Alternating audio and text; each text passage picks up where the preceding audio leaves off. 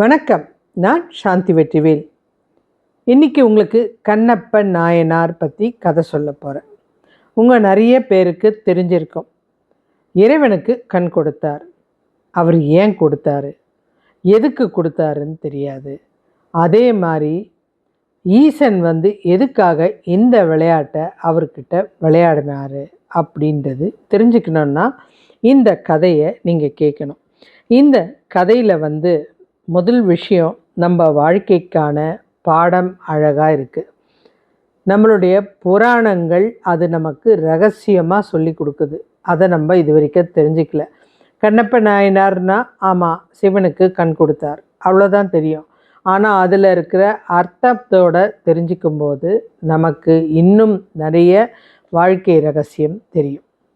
இப்போ நம்ம கதைக்கு போக போகிறோம். நாகன் தத்தை. அது ஒரு பெரிய காடு. அந்த காட்டோட அரசன்தான் நாகன். அவர் வீரத்தில் சிறந்தவர். காட்டு அரசன்னாலே பயங்கர வலிமையாக தான் இருப்பாங்க. ஏன்னா சிங்கம் புலி கூட தினம் தினம் போராடி ஆகணும். அதனால் அவங்களுக்கு எல்லாருக்குமே ஆற்றல் அதிகமாக இருக்கும்.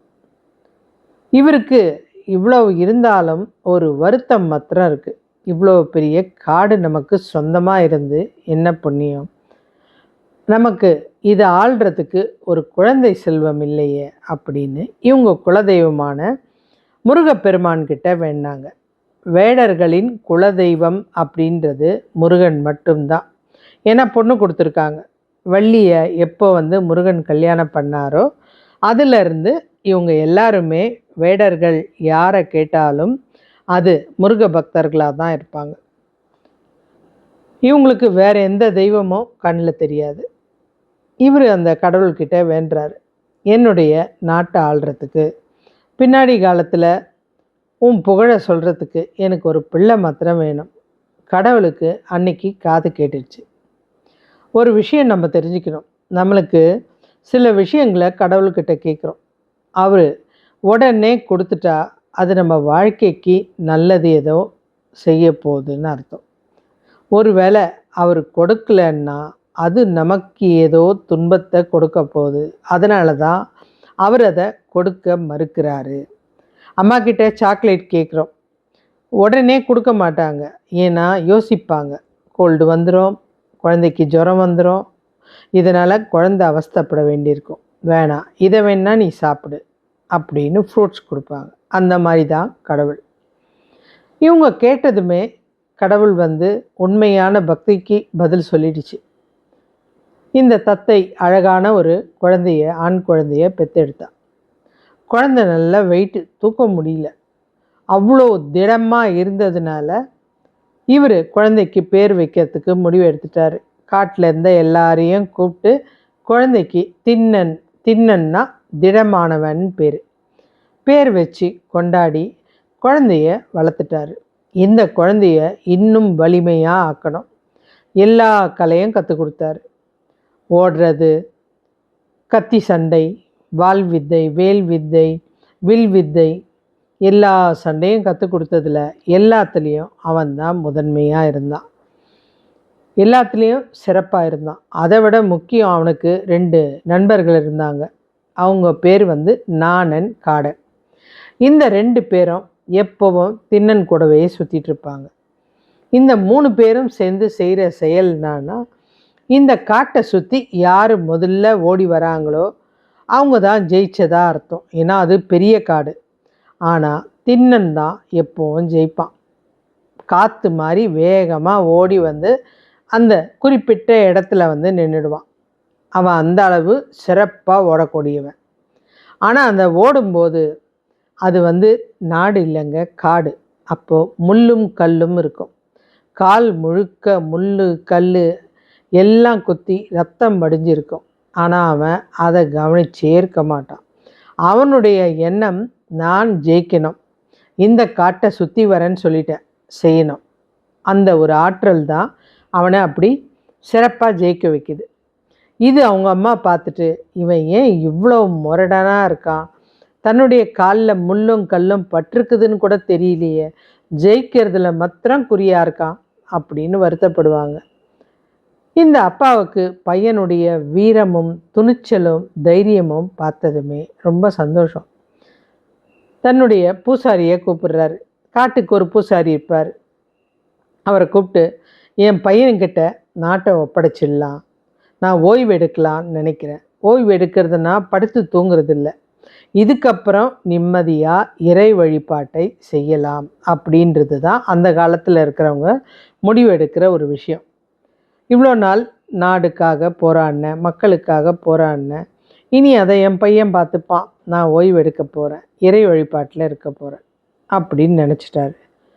இதை கேட்டதுமே பூசாரி சிரிச்சுக்கிட்டே, உன் பிள்ளையா நாட்டை ஆள போகிறானா, நடந்தா சந்தோஷந்தான் அப்படின்ட்டு போயிட்டார். இவருக்கு ஆச்சரியம், ஏன் அப்படி சொன்னீங்க? இல்லை, எனக்கு நீங்கள் தான் ஆட்சி செஞ்சால் நல்லா இருக்கும்னு நினைக்கிறேன். இல்லை இல்லை, எனக்கு வயசாகுது, நான் என் பிள்ளைகிட்ட ஒப்படைச்சிட்டு போயிடுவேன் அப்படின்னு இவங்க பேசின்னு இருக்கும்போதே இந்த நண்பர்கள் 3 பேருமே நம்ம வேட்டைக்கு போகலாம் அப்படின்னு கிளம்பிட்டாங்க.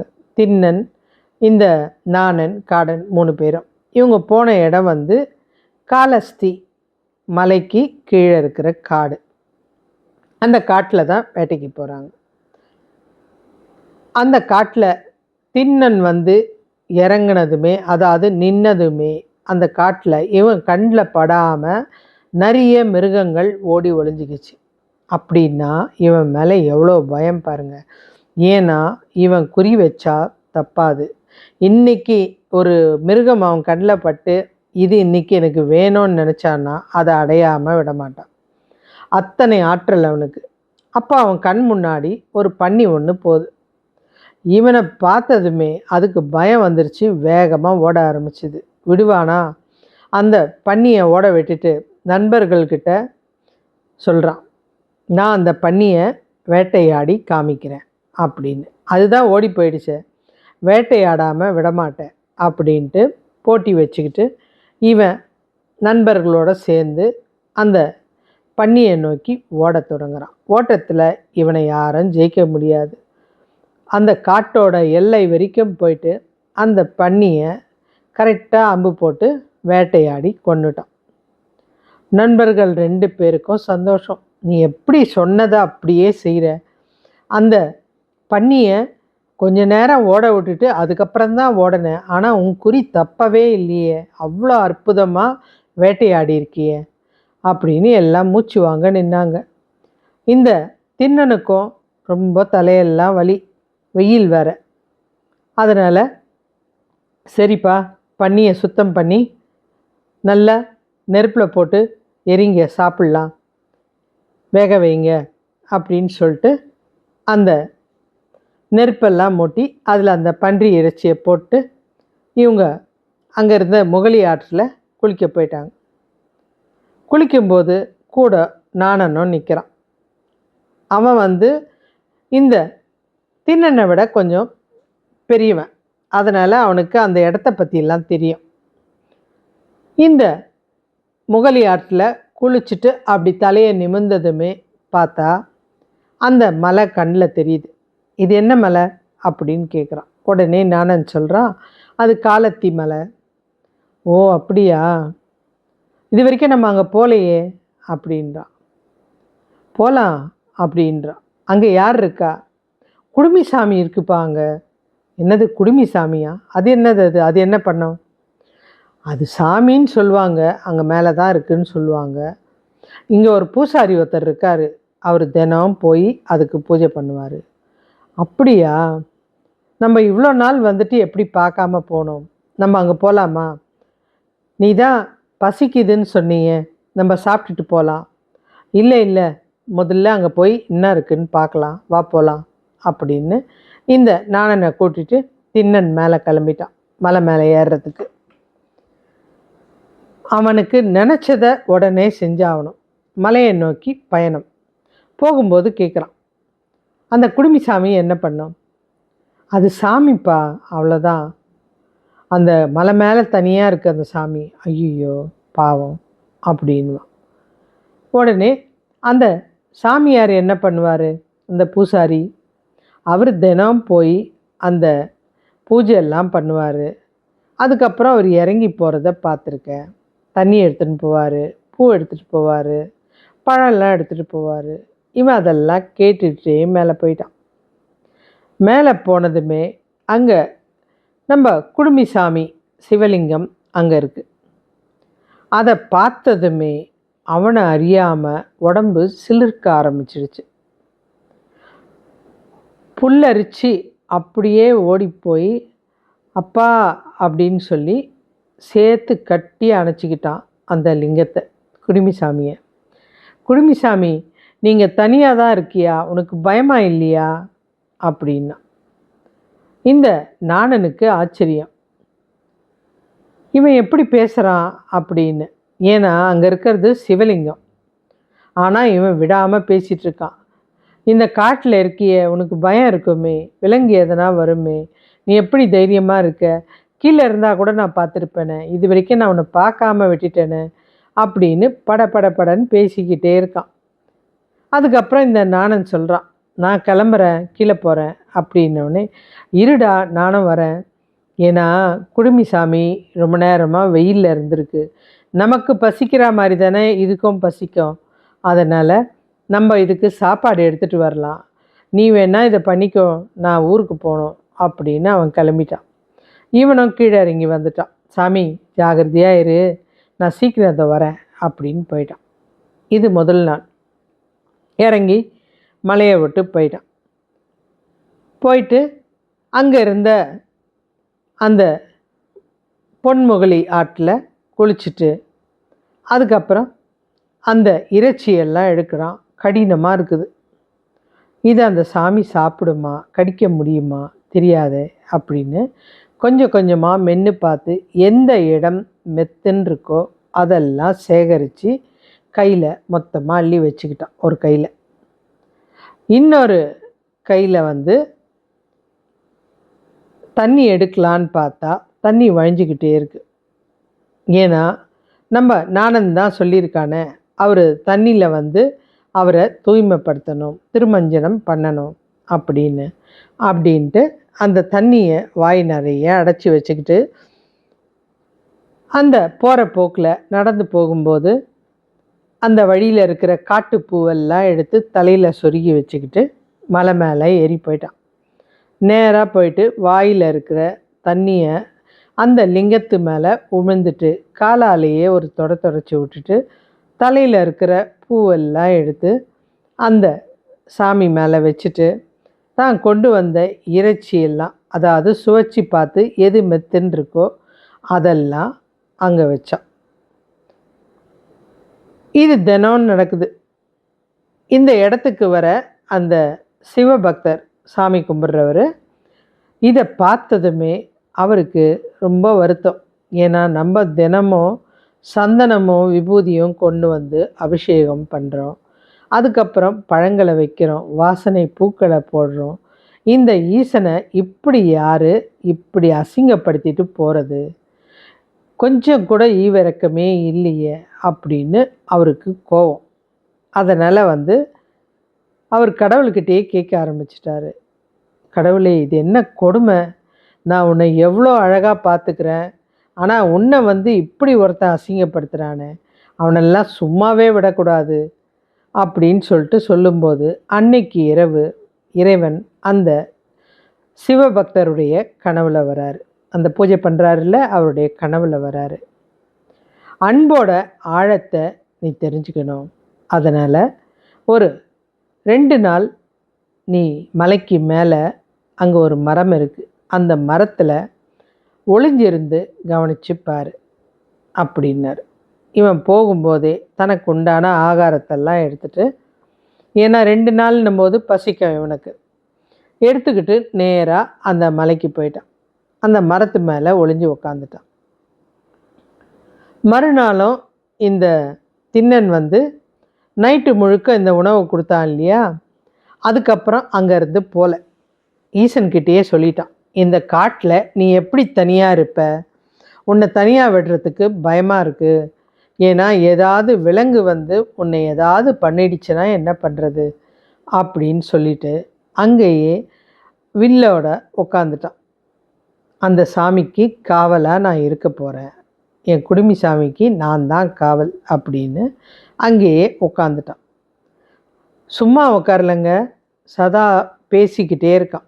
எங்கள் அப்பா எப்படி சொன்னார், எங்கள் அம்மா எப்படி சொன்னாங்க, நேற்று கூட நாங்கள் பன்னியை வேட்டையாடினோம், இன்றைக்கி உனக்கு என்ன வேணும்னு சொல்லு, நான் எடுத்துன்னு வந்து தரேன், உனக்கு சூடாக எடுத்துன்னு வரணுன்னு தான் ஆசை, ஆனால் கீழே இருந்து மேலே வர்றதுக்குள்ளே ஆறி போயிடுது, நான் கொடுக்கறது நல்லா இருக்கா, ஏன்னா நீ சாப்பிட்டா மாதிரியே தெரில, நான் நல்ல சாப்பாடாக எடுத்துகிட்டு வரேன் இன்றைக்கி, உனக்கு என்ன வேணும்னு சொல்லு அப்படின்னு ஒரு உயிருள்ள ஒரு ஜீவன்கிட்ட பேசுகிற மாதிரி அந்த லிங்கத்தை தொட்டு தடவினபடியே பேசிகிட்ருக்கான். ஒரு குழந்தை அப்பா கிட்ட உட்காந்து பேசுனா எப்படி பேசும்? தாடியை மீசையை முகத்தை தடவிக்கிட்டு பேசுமே, அதே மாதிரி பேசிகிட்ருக்கான். அதுக்கப்புறம் காலையில் ஆச்சு. நைட்டு முழுக்க கண் விழிச்சானா காலையில் ஆச்சு. பசிக்குமேப்பா அவனுக்கு, நான் போய் ஏதாவது ஆகாரம் வேட்டையாடி கொண்டு வரேன் அப்படின்னு நேராக கீழே இறங்கி போயிட்டான். இந்த பூஜை பண்ணுற சிவபக்தர் மேலே வந்துட்டார். அவர் வந்ததுமே இந்த இடத்த பார்த்ததுமே கோபம். பெருக்கி தொடச்சிட்டு அதை சுத்தம் பண்ணிவிட்டு அதுக்கப்புறம் அதுக்கு அபிஷேகம்லாம் பண்ணிவிட்டு அவர் அந்த மரத்து மேலே ஏறி உட்காந்துட்டார், பழம்லாம் வச்சுட்டு. இவன் கீழே இருந்து ஏதோ ஒரு விலங்கை வேட்டையாடிட்டு அதே பாரி மெத்துன்னு இருக்க பக்கத்தை மாத்திரம் சேகரிச்சுன்னு தலையிலேருந்து பூ எது எதெல்லாம் செய்யக்கூடியதோ, அதாவது இவங்க ஆகம விதிப்படி செய்கிறதெல்லாம் இவனுக்கு தெரியாது. பூஜை எப்படி பண்ணணும், என்ன மந்திரம் சொல்லணும், எதுவுமே தெரியாது. தனக்கு தெரிஞ்ச முறையை தவறாமல் செய்கிறான். ஒரு மனுஷனுக்கு என்ன செய்யணுமோ அதை செய்கிறான். இதெல்லாம் அந்த மேலே உட்காந்துருக்க அந்த பக்தர் பார்த்துட்ருக்கார்.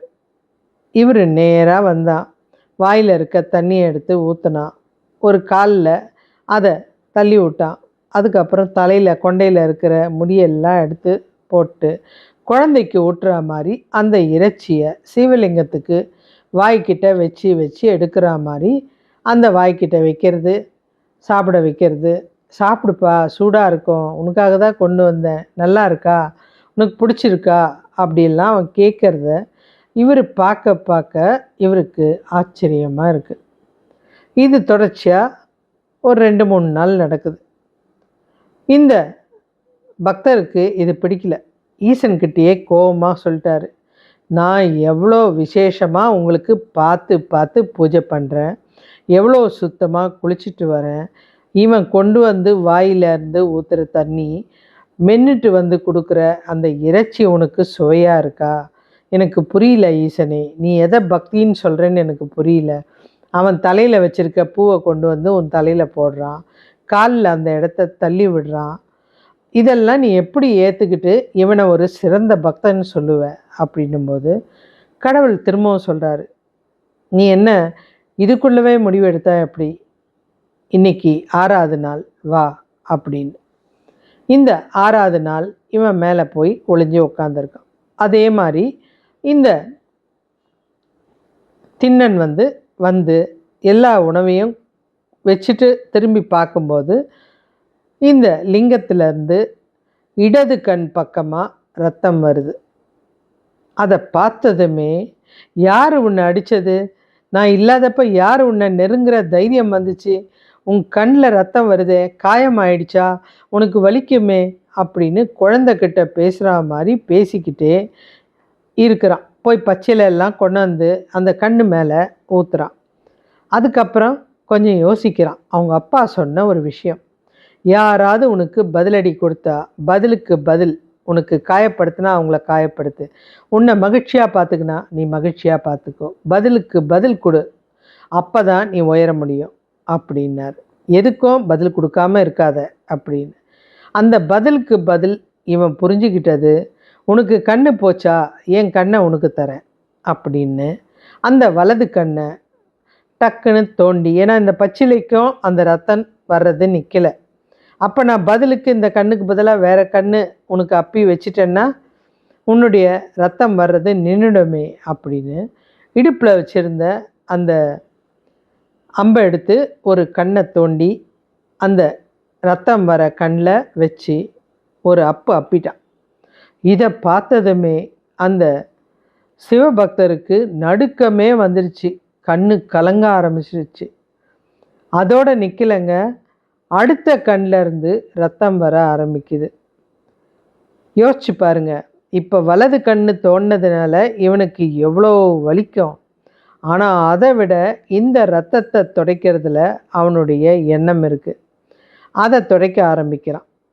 அதை துடைக்கும்போது அவன் இந்த ரத்தம் நிற்கலையே அப்படின்ட்டு தன்னுடைய வலது கண்ணை தோண்டி அப்பி வச்சா சரியாயிடும், எனக்கு இன்னொரு கண்ணு இல்லை, அதனால் நான் இதை அடையாளம் வைக்கணும் அப்படின்னு தன்னுடைய கால் கட்டை விரலால் அந்த இடது கண்ணை அழுத்தினபடி வச்சுட்டு இடது அந்த கண்ணை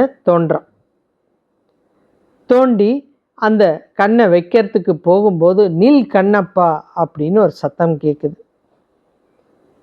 அந்த சத்தம் 3 தடவை கேட்டதுமே ஈசனையே எழுந்து வந்து அவனை கட்டி தழுவிக்கிட்டார். கொஞ்சம் கூட விடலை. அவரை தழுவிட்டு சொல்கிறாரு, கண்ணு கொடுக்கறது யார் கொடுப்பா?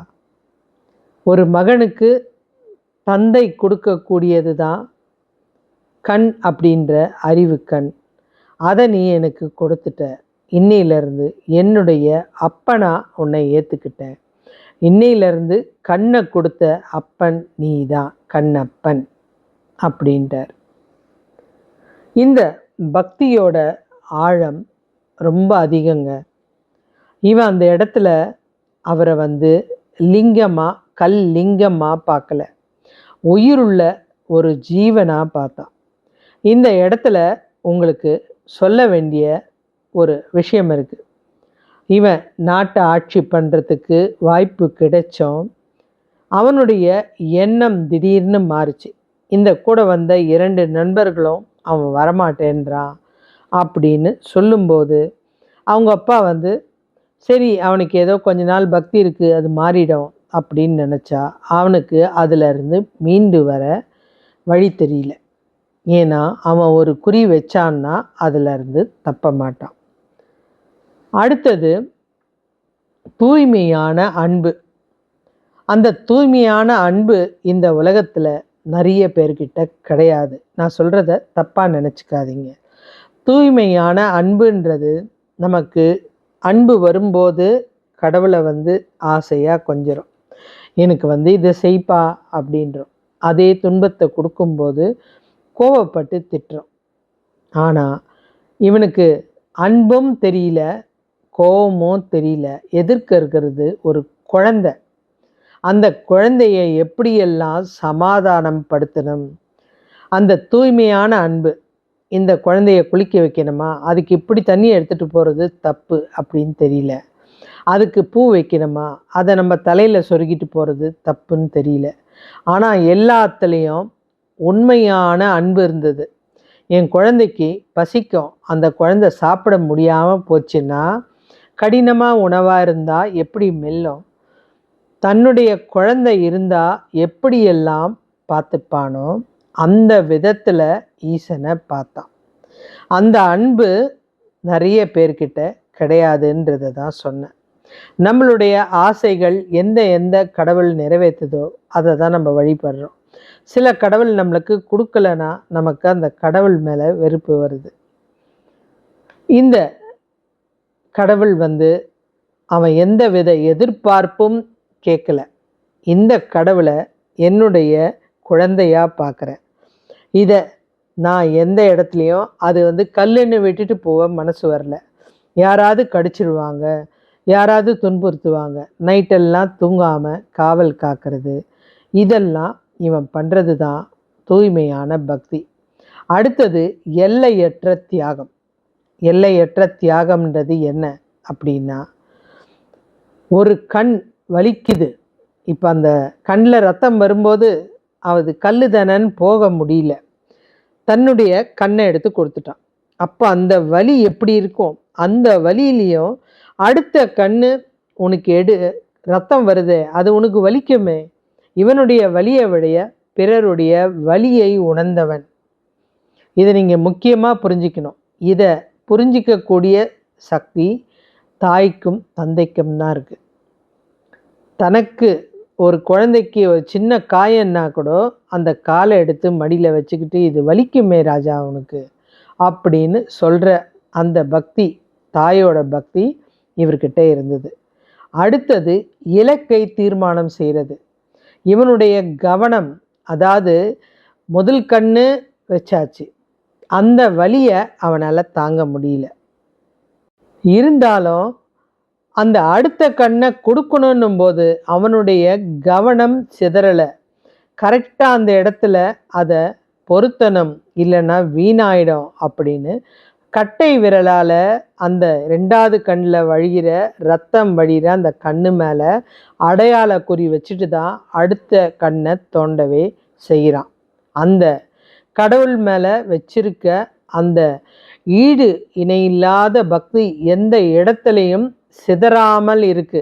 இதெல்லாம் பெரிய மகரிஷிகள் பண்ணுற வேலை. ஆனால் ஒரு சாதாரண பக்தன் இதை செய்கிறான். அந்த இலக்கை தீர்மானிச்சுட்டு தான் அடுத்த வேலையை அவன் செய்கிறான். அடுத்தது, அது கல்லாக இருந்தாலும் அதுக்கும் உயிர் இருக்குது, அதுக்கும் பசிக்கும், அதுக்கும் இந்த நேரத்துக்கு தண்ணி தாகம் எடுக்கும் அப்படின்ற உணர்வு. நம்ம யாராக இருந்தாலும் ஒரு ஜீவன் பசியோடு இருக்கிறத புரிஞ்சிக்கிறது ஒரு சிறந்த மனிதனுடைய இறைபக்தனுக்கு கண்டிப்பாக அது தெரியும். ஒருத்தனை பசியில் தவிக்க விட்டுட்டு அவன் சந்தோஷமாக இருக்கவே முடியாது. ஒரு வாய் சாப்பாடு எடுத்து வைக்கும்போது அடுத்தவன் பசியில் இருக்கும்போது அவனுடைய கவனம் அத்தனையும் அது மேலே தான் போகும். இந்த அன்பு அத்தனையும் அவன் உயிரோடு இருக்கிற மனுஷங்கிட்ட காமிக்கல, சிலையாய் இருக்கிற தெய்வத்துக்கிட்ட காமிச்சான். அது எப்பேற்பட்ட ஆற்றல்! அதுக்கு அந்த ஈசன் மயங்கி போய் இதுவரைக்கும் யாரும் செய்யாத, எல்லா நாயன்மார்களும் ஒவ்வொருத்தர் ஒவ்வொரு இடத்துல பிறந்தவங்க, ஒவ்வொரு குலத்தில் பிறந்தவங்க, அதை பற்றி கவலை கிடையாது. ஆனால் எல்லாருக்கும் பிடிச்சது ஈசன். அவங்க அத்தனை பேரும் அந்த ஈசனுக்காக ஏதேதோ வழியில் அவரை சந்தோஷப்படுத்த தங்களால் முயன்ற ஒரு செயல்களை சந்தோஷத்தோடு செஞ்சது தான் இந்த நாயன்மார்கள். இந்த கண்ணப்பனுடைய இந்த ஒரு பயங்கரமான சக்தி வாய்ந்த பக்தி யாருக்குமே கிடையாது. அந்த பக்தியினால தான் இறைவன் அவரை கண்ணு கொடுத்த அப்பன், பிள்ளைக்கு அறிவு கண்ணை கொடுத்த அப்பன், என்னுடைய அப்பன்னா அது கண்ணப்பர் தான் அப்படின்னு முடிவெடுத்து இத்தனை நாள் அவன் அந்த ஈசனை ஆற தழுவி அன்பு செலுத்தின அந்த ஈசன் இவரை ஆற தழுவிக்கிட்டார், அப்பான்னு சொல்லி தழுவிக்கிட்டார்.